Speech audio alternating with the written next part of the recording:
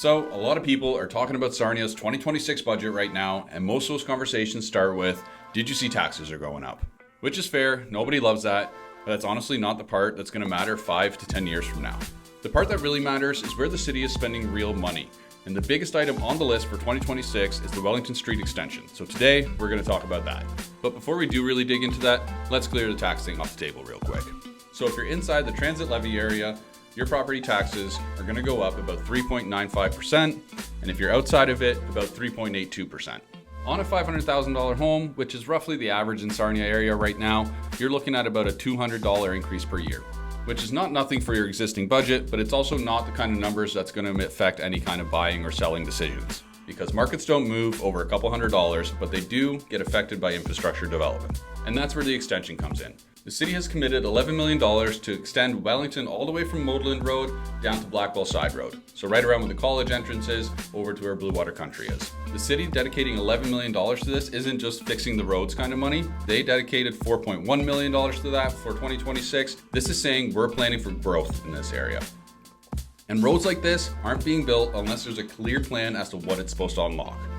And this expansion is expected to facilitate around 2,800 new housing starts. So as for the infrastructure, we're looking at a 3-lane road with a multi-use trail on the north side and a sidewalk on the south side and a couple roundabouts at key intersections.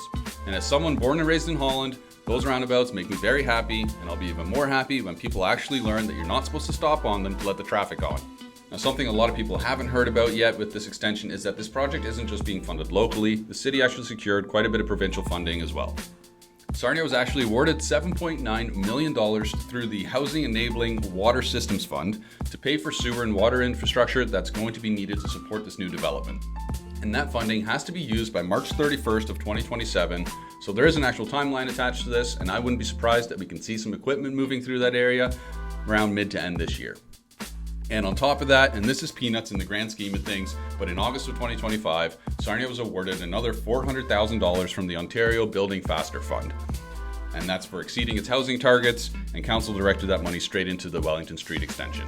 All in, this project is estimated at around $20.6 million, and what's not covered by provincial grants and the city's portion is going to be covered by development charges, which means that the cost of the growth is largely carried by the developers, although the city just chose to lower those development charges after hiking them about 2 years ago. I talk about that specifically in one of my other recent videos, so when you're done watching this one, go check that one out. Now, if you live in Heritage Park or anywhere nearby, this is where questions about home value usually come up. And historically, when established neighborhoods are sitting next to planned expansions, values don't drop.